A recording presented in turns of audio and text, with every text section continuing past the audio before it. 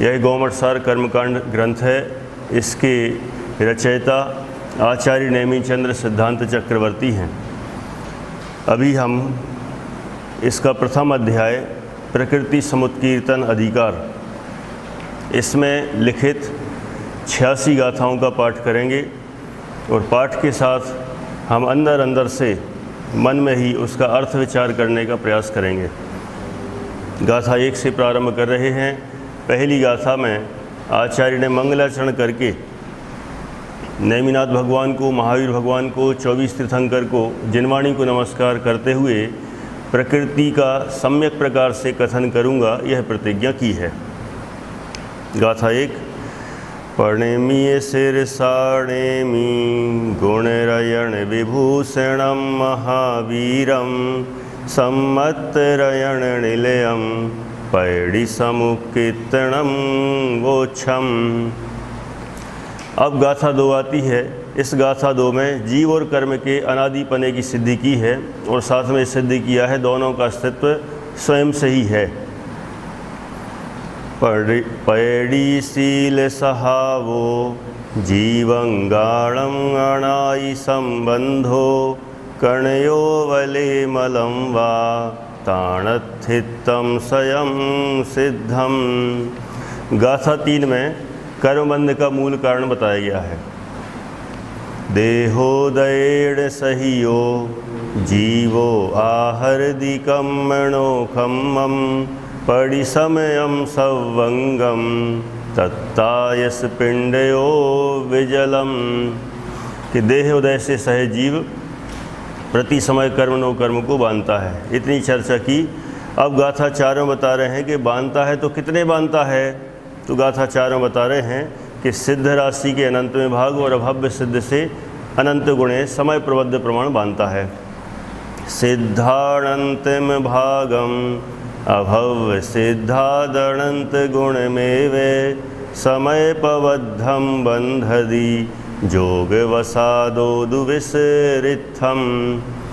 जब प्रति समय इतने अनंत बांध रहा है तो अनादिकाल से बांधता हुआ उसका बहुत भंडार हो गया होगा। तो कहते हैं नहीं हुआ। प्रत्येक समय जितने बांधता उतने ही खिर भी जाते हैं और सत्ता में कुछ कम 1.5 गुण हानि आयाम से गुणे समय प्रबद्ध बने ही रहते हैं सदा काल। गाथा 5। जीरदि समय पबद्धम पौग दौड़ेग समय बद्धम वा गुणहाणीण दिवड्ढम समय पबद्धम हवे सत्तम। इतना जानने के बाद प्रश्न उठा कि कर्मों के भेद हैं कितने। तो बताया सामान्य रूप से एक है। कर्म पने की अपेक्षा कर्म एक ही है। द्रव्य भाव की अपेक्षा से 2 हैं। फिर और आगे बढ़ते गए कर्मों के ज्ञानावरणादि 8 भेद भी हैं, 148 भेद भी हैं और असंख्य लोक प्रमाण भेद भी कहे गए हैं। ये गाथा 6 से 10 तक में यह सब कथन किया गया है। इन सभी को साथ में पढ़ते जाएंगे। कम्मत्रणेन एकम दव्वम भावोतिहो दिदुविहम तु पोगल पिंडो दव्वम तत्सत्ति भावकम मम तु। ये गाथा 6वीं हुई। आगे 7 से 10। तम पुण्य 8वें हम वा अड़दाल स्वयं असंख्य लोगम वा ताणम पुण्य घादित्ति अघादित्ति अहोन्ति सन्नाओ णाणस्य दंसणस्य आवरणं वेयणीय मोहणीयम आउगणामं गोदन्तराय मिदि 8 पैडियो आवरण मोह विघ्घम घादी जीव गुण घादणत्तादो आउगणामं गोदं वेयणीयम तह अघादित्ति। ये गाथा 9 और 10 में जीव के घाती कर्म द्वारा घाते जाने वाले भावों की चर्चा की है कि घाती कर्म के द्वारा जीव के 29 भाव घाते जाते हैं। माने ये 29 भाव प्रकट नहीं हो पाते हैं घाती कर्मों के द्वारा। गाथा 10 में भी कहा है केवलणाणम दंसण मणंत वीरियम च खय्य समम च खय्य गुणे मदियादि खौ विषमिये यघादिदु। अब इतनी चर्चा हो जाने के बाद गाथा नंबर 11 में आयुष के कर्म का स्वरूप बताया गया कि आयुष के कर्म हलिव्य के समान, माने काट के खोड़े के समान मनुष्य को शरीर में रुकाए रखता है, या अन्य सभी जीवों को, चारों गतियों के जीवों को वहाँ अपने शरीर में रुकाए रखता है। ये आयु कर्म का स्वरूप बताया। कम कै मोह बढ़िय संसारम्य अनादिजुत्तम ही जीवस्य अवठाणम करे दियाऊ हले विनरम। गाथा 12 में नाम कर्म का स्वरूप बताया है। उसमें कहा कि नाम कर्म गति आदि जीव भेदों को करता है, शरीर आदि पुद्गल भेदों को करता है, और गत्यांतर परिणमन में वह कारण बनता है। ऐसे नाम कर्म के अनेक कार्य हैं। गदियादि जीव भेदम देहादि पुद्गलान भेदम च गदियंतर परिणमनम करे दिनामम अणे विहम। अब गाथा 13 में गोत्र कर्म का स्वरूप बताया है कि गोत्र कर्म जो हम मानते हैं लौकिक में वह गोत्र सही नहीं है, किंतु जीव की उच्च प्रवृत्ति उच्च गोत्र कही गई है और नीच प्रवृत्ति नीच गोत्र कही गई। यह गाथा 13 से बताते हैं। संतान कमेणा गए जीवायर्णस्य गोदमिदि सन्ना उच्चम नीचम चरणम उच्चम नीचम हवे गोदम। अब गाथा 14 में वेदनी कर्म का स्वरूप स्पष्ट कर रहे हैं। लोग ऐसा मानते हैं कि वेदनी कर्म से सामग्री मिलती है, ऐसा नहीं है। जबकि वेदनी कर्म तो जीवपा की प्रकृति है। अनुकूलता का वेदन हो तो वह साता वेदनी कहलाती है, और प्रतिकूलता का वेदन हो तो असाता वेदनी कहलाती है। बाह्य सामग्री से वेदनी कर्म का कोई संबंध नहीं है। यह गाथा 14 में बता रहे हैं। अखाणम अनुभवणम वेयणीयम सोह सरूवयम सादम दुख सरूवमसादम तम वेदय दीदि वेदणीयम। अब गाथा 15 में सप्तभंगी का सामान्य स्वरूप बता रहे हैं, और यह बताने का प्रयास कर रहे हैं कि जीव को सबसे पहले कौन सा गुण होता है। जब श्रद्धान करना हो तो पहले दर्शन, फिर ज्ञान और श्रद्धान, और उसके बाद 5 गाथाओं में कर्मों के क्रम को सिद्ध करने वाले हैं। उसी के भूमि का स्वरूप यह गाथा ही है। यह जीव सबसे पहले देखता है, देखकर जानता है, और जानकर सप्तभंगी से श्रद्धान करता है। गाथा 15 अथम देखिए जान दी पच्छा सद्दहदि सप्तभंगी ही इदि दंसणम चणाणम सम्मतम होन्ति जीव गुणा। अब गाथा 16 से 20 तक 5 गाथाओं में कर्मों के क्रम को सिद्ध कर रहे हैं। कर्मों का क्रम सबको याद ही है। पहला ज्ञानावरण, फिर दर्शनावरण, वेदनीय, मोहनीय, आयुष्क, नाम, गोत्र और अंतराय। ये क्रम है। तो यही क्रम क्यों है, उसके पीछे सतर्क अनेक युक्तियों के साथ इसी क्रम को सिद्ध किया जा रहा है गाथा 16 से 20 तक में। अभ्यरहिदादुपुवम नाणम तत्तो हि दंसणम होदी सम्मत मदो वीर्यम जीवा जीव गदमिदी चरिमे घादी अघादिम वा ऋष्ये संघादणे असक्कादो नाम तीर्णमित्तादो विघ्घम परिदम अघादिचरीमं हि आउबलेण अवठिदि भवस्यदि नाम माउपुवं तु भवमस्यणि चुच्चम इदि गोदम नाम पुवं तु घादिं विवेयणीयं मोहस्य बलेन घादिदे जीवम् इदि घादीणं मध्ये मोहस्सादिमिपडीदं तु प्राणस्य दंसनस्य आवरणं वेयणीयमोहणीयम् आउगणामं गोदं तरायमिदि पडिदमिदि सिद्धम।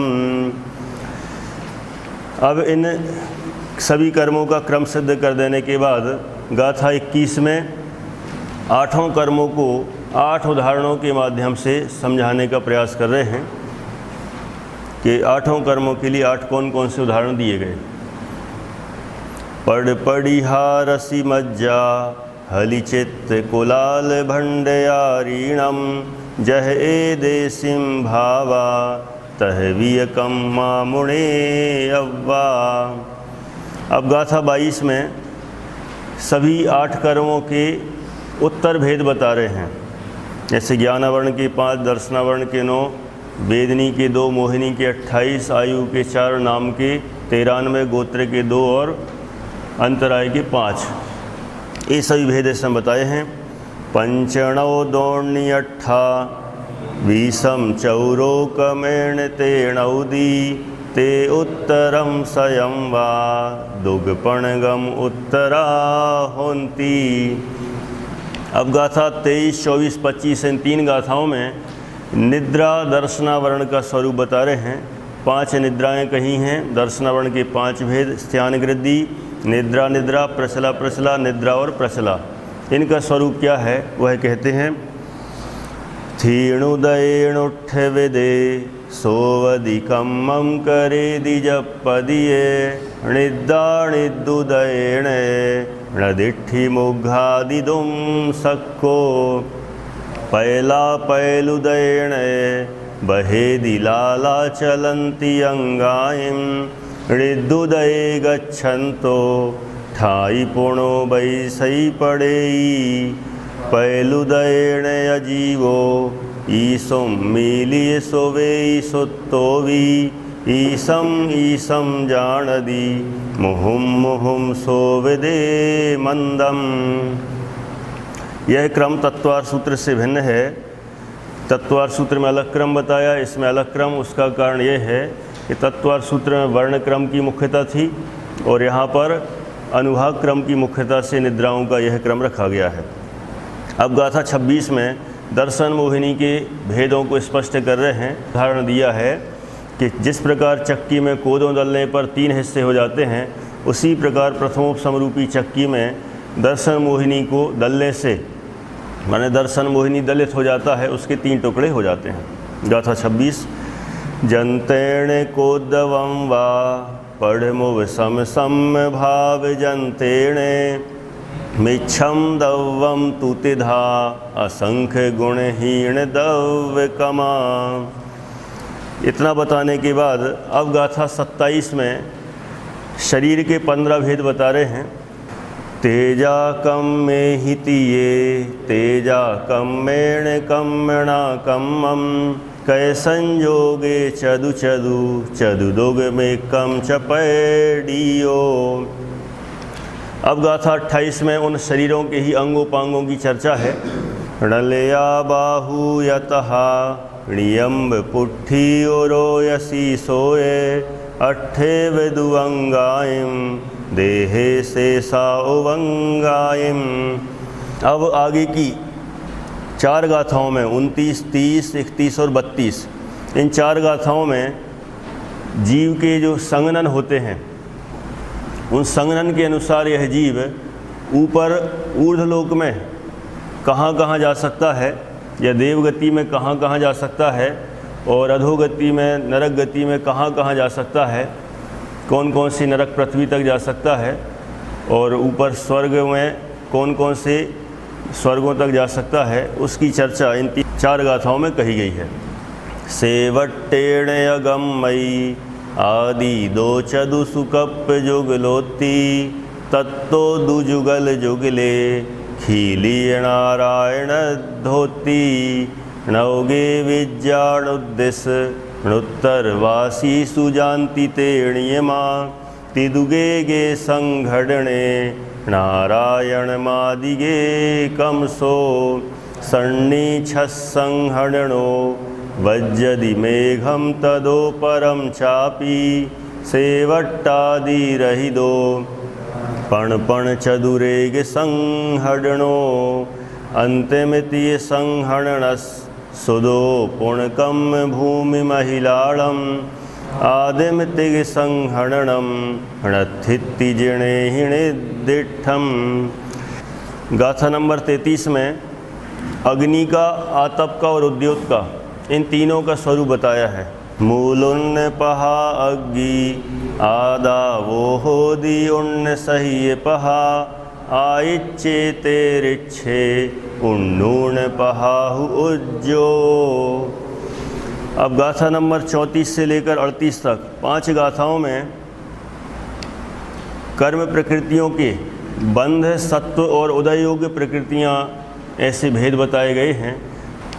देहे अविणा भावी बंधन संघाद इदि बंधुदया वर्ण चौके भिन्ने गहिदे चत्तारि बंधुदये पंचणौ दोर्णि छव्वी समवीय चौरोकमेण सत्तट्ठी दोर्णिय पंचय भणिया एदाओ बंध पैडियो पंचणौ दोर्णि अट्ठा वीसम चौरोकमेण सत्तट्ठी दोर्णिय पंचय भणिया एदाओ उदय पैडियो भेदे छादाल स्वयं इदरे बंधे हवंति 20 स्वयं भेदे सव्वे उदये 22 स्वयं अभेदम्हि पंचणौ दोर्णि अट्ठा वीसम चौरोकमेण तेणौदी दोर्ण्य पंचय भणिया एदाओ सत्पैडियो। अब गाथा 39 और 40 से देशघाती और सर्वघाती प्रकृतियों को बता रहे हैं। केवलणाणावर्णम दंसन छक्कम कसाय वारसयम मिच्छम च सव्यघादी सम्मा मिच्छम अबंधम्हि प्राणावरण चौक्कम तिदंसनम सम्यगम च संजलनम णौणो कसाय विघ्घम 26 देशघादियो। गाथा 41 से 44 तक 4 गाथाओं में जीव के प्रशस्त और अप्रशस्त माने कर्मों के प्रशस्त और अप्रशस्त भेद गिना रहे हैं। सादम तिण्णे वाऊ उच्चम नरसुरदुगम च पंचिंदी देहा बंधन संघा दंगो वंगाई वर्ण चौ समचौर वज्र से हम उबघादूण गुरु छक सगमनम 10 बार 60 60 बादाल मभेद 2 सत्था घादीणी च मसादम निर्याऊ निरय तिरे दुगजादी संठान संहदीणम चदुपण पणगम च वर्ण चौ उबघाद मसगमनम थावर दशयम च अपसत्थाहु बंधुदयम पड़िभेदे अडणौ दिशयम दुचदुरसीदिरे। अब गाथा 45 और 46 में 2 गाथाओं में अनंतानुबंधी आदि कषायों के कार्य और उनका वासना काल बता रहे हैं। देखते हैं गाथा 45-46 में बताया गया है। पढ़मादिया कसाया सम्मतम देश सयल चारितम जय खादम घादंतिये गुणनामा होन्ति से सावी अंतो मुहूर्त पक्षम क्षम्मा संशंख संखणंत भवम संजलन मादियालम वासन कालो दुणिये मेणे। इतना बताने के बाद अब गाथा 47 से लेकर 51 तक 5 गाथाओं में विपाकी प्रकृतियों को बता रहे हैं। देहादि फासंता पन्ना साणिमृणता विजुगलम च थिर सोह पत्ते यदुगम अगुरुतियम पोगल विवाई आउणि भव विवाई खेत विवाई आणुपुवियो 78 अवशेषा जीव विवाई मुणे यव्वा वेदिणीय गोदघादी णेका वर्णम तूणाम पैडीणम 27 चेदे 78 जीव विवाई तिथैरम उत्सासम वादर पज्जत सुसरादेजम जस तस विहाय शुभ गदु, चौगई पण जाई सग विषम, गदि जादि उत्सासम, विहाय गदि तस तियाण जुगलम चे, शुभ गादि चौजुगलम, तिथैरम छेदि सग विषम। अब गाथा 52 से एक नया प्रकरण शुरू हो रहा है जिसे कहते हैं निक्षेप। ये प्रकरण, इसका उपयोग क्या है? तो देखें, कर्मों को हमें जानना है, समझना है, उनका अस्तित्व सिद्ध करना है, तो हमें उनको ये 4 प्रकार की विधि से जानना पड़ेगा। नाम, स्थापना, द्रव्य और भाव, ये निक्षेप हैं। निक्षेप माने क्षेपण करना, रख देना।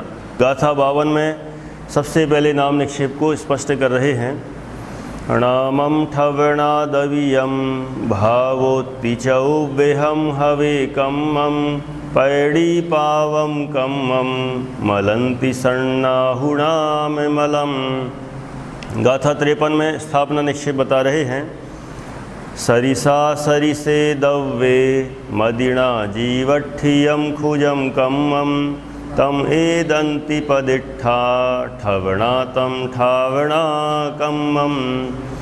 अब द्रव्य निक्षेप की चर्चा करते हैं। द्रव्य निक्षेप के बारे में गाथा 54 से लेकर चर्चा करते गए हैं। कहाँ तक? गाथा देखा जाए तो 66 तक, और अच्छे से देखा जाए तो 68 तक। शुरू करते हैं। दव्वे कम्मम दुविहम, आगमनो आगमन्ति तप्पढ़मम, कम्मागम परिजाणुग, जीवोपजोग परिहीणो, जाणुग शरीर भवियम, तव्वदिरित्तम तु होदिजम विदियम, तत्थ शरीरम तिविहम, तिय काल गयन्ति दो सुगमा, भूदम तु चुदम चैदम, चदन्ति तेधा चुदम सपाकेणे, पडिदम कदली घादप, ऋचा गेणुणयम होदी। गाथा 57। विश्वे अणरत्तक्षय, भय सत्थगहण संकिले से हिम, उत्सासाहाराणम, निरोह दो छिज दे आऊ, कदली घाद समेदम, चाग विहीणम तु चैदमिदि होदी, घादेण अघादेण वा, पडिदम चागेण चत्तमिदि, भत्तपैण्णाय इंगिणी, पाउग विधि चत्तमिदि तिविहम, भत्तपैण्णा तिविहा, जहन्न मध्यम वरायतः, भत्तपैण्णाय विहि, जहन्नमन्तो मुहूर्तयम होदी, वारस वरिषा जेठा, तम मध्य होदी मध्यमया, अपोवयार वेखम, परोवयारुण मिंगिणी मरणम, सपरोवयार हीणम,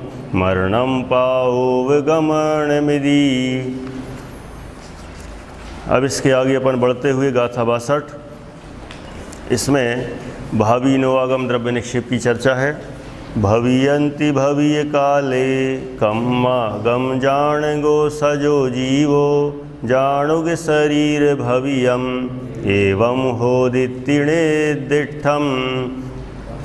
अब गाथा 63 से लेकर 66 तक तद व्यतिरिक्त नवागम द्रव्य निक्षेप तथा भेद सहित भाव निक्षेप को बता रहे हैं। तव्वदिरित्तम दुविहम, कम्ममणो कम्म मिदितहिम कम्मम, कम्म सरुवेणागे, कम्मम दव्वम हवेण्यमा, कम्मद्दव्वा दण्डम, दव्वमणो कम्म दव्वमिदि होदी, भावे कम्मम दुविहम, आगमनो आगमन्ति हवे, कम्मागम परिजाणग, जीवो कम्मागमम युवजुत्तो, भावागम कम्मोत्तिय, तस्य सर्णा हवेण्यमा, णोआगम भावो पुण, कम्म फलम भुंजमाण गो जीवो, इदि सामन्नम कम्मम, चौव्यहम होदिणीय मेणे। अब गाथा 67 और 68 में इनका अंत में समापन कर दिया है 2 गाथाओं में। मूलोत्तर पैडीणम नामादि एवमेवड़विरिम तु सगणामेण यणामं ठवणादव्यम हवे भावो मूलोत्तर पैडीणम नामादि चौव्यहम हवे सुगमं वज्जित्ताणो कम्मं णो आगम भाव कम्मं च। अब गाथा नंबर 69, यहाँ 69 से जो तद व्यतिरिक्त का एक भेद था, नो कर्म तद व्यतिरिक्त, तो जो नो कर्म क्या है उसकी चर्चा यहाँ गाथा 69 से कर रहे हैं और ये चलेगी गाथा 85 तक। गाथा 69। पड़ पड़िहारसि मज्जा आहारम देह उच्चणी चंगम भंडारी मूलाणम णोकम्मं दव्यकम्मं तु। अब उत्तर प्रकृतियों की चर्चा। पड़ विषय पहुदि दव्वम मदिसुद बाघाद करण संयुक्तम मदिसुद बोहाणम पुण णोकम्मं दव्यकम्मं तु। ओहि मणपज्यवाणं पडिघादृणमित्त संकिलेशयरं जम्बज्झट्ठं तं खलु णोकम्मं केवलेणत्थि। अब दर्शनावरण और वेदिनी कर्म के 9 कर्म बता रहे हैं। पंचन्नम निदाड़म माहिस दहि पहुदि होदिणो कम्मं बाघाद कर पड़ादि चक्षु अचक्षुणो कम्मं। ओहि केवल दंसण नो कम्मं ताणनाण भंगो सादे दर्णो कम्मं इट्ठाणिट्ठण्ण पाणादि। अब इसके बाद गाथा 74 से 77 तक मोहिनी कर्म के और 9 कर्म तद व्यतिरिक्त 9 आगम द्रव्य निक्षेप के 9 कर्म बताते हैं। आयदनानायदनम सम्मे मिच्छे अहोदिणो कम्मं उभयं सम्मा मिच्छे णो कम्मं होदिणीये मेणे अणनो कम्मं मिच्छत् तायदनादिहु होदिसे साणं सग सग जोगम सत्थम सहाय पहुदी हवेणियमा थी पुंसंढ शरीरम ताणम णोकम दवकम्मं तु वेलंब को सुपुत्तो हस्रदीणं चणोकम्मं इट्ठानिट्ठ विजोग जोगम अर्दिस्य मुद सुपुत्तादि सोगस्य असिंहादि ऋन्दिद दव्वम च भय जुगले। अब गाथा 78 में आयुष के कर्म के 9 कर्म बता रहे हैं। निर्यायुष्य अनिट्ठा हारो शेषाण मिट्ठ मन्नादि गदिणो कम्मं दव्वम चौगदीणम हवे खेतम। अब गाथा 79 से 83 5 गाथाओं में नाम कर्म के 9 कर्म बताने वाले हैं। नाम कर्म के 9 कर्म तद व्यतिरिक्त 9 आगम द्रव्य निक्षेप चर्चा करते हैं। निर्यादीण गदीणम निर्यादी खेत्यम हवेणीयमा जायेणो कम्मं दव्विंदीय पोगलम होदी ए इंदीयमादीणं सग सग दव्विंदीयाणिणो कम्मं देहस्य अणो कम्मं देहुदयज देह खंधाणी ओरालिय वे गुव्य आहार तेज कम्मणो कम्मं ताणुदयज चौदेहा कम्मे विसंचयं नियमा बंधन पहुदि समन्य शेषाणं देहमेवणो कम्मं णवरि विशेषं जाने सगखेत्तम आणुपो वीणम थिर्जुमस्य थिराथिर रसरुहिरादीणि सुहजुगस्य सुहम असुहम देहावयवम सरपरिणद पोगलाणि सरे। अब 84, 85 इन 2 गाथाओं में गोत्र और अंतराय कर्म के 9 कर्म कहते हैं। उच्चस्सुच्चं देहं णीचं णीचस्य होदिनो कम्मं दानादिचौक्कालं विघ्नगपुरुषपहुदीहु वीर्यस्य अणोकम्मं रुक्षाहारादिबलहरं दव्वम् इति उत्तरपैडीणं णोकम्मं दव्वकम्मं तु। और इस अधिकार की अंतिम गाथा 86। इस गाथा में नो आगम भाव निक्षेप को बता रहे हैं। नो आगम भावो पुण्य सग सग कम फल संजुदो जीवो पोगल विवायाणम अणथि खुणो आगमो भावो। इस तरह से इन 86 गाथाओं में गौमठसार कर्मकांड का प्रथम अध्याय, जिसका नाम है प्रकृति समुत्कीर्तन, ये अधिकार है, उसको अपन ने पूरा पढ़ा। और जिसने अच्छे से पूरा पढ़ा हुआ है वह गाथा पाठ भी करता है तो उसको पूरा भाव स्पष्ट होता है। इसलिए हमारा कर्तव्य है कि विषय को यदि हमें दोबारा दोहराना हो तो बारंबार गाथाओं से हम चर्चा करें, गाथाओं से सीधा जुड़ें, आचार्यों की भाषा से ही जुड़ें। उससे प्रामाणिकता भी आती है, आनंद भी आता है कि हमने आचार्यों की भाषा सीधी पढ़ी और उससे अर्थ निकाला। ऐसा जानकर हम सभी इन कर्म प्रकृतियों से मुक्त हों, इसी भावना से विराम लेते हैं।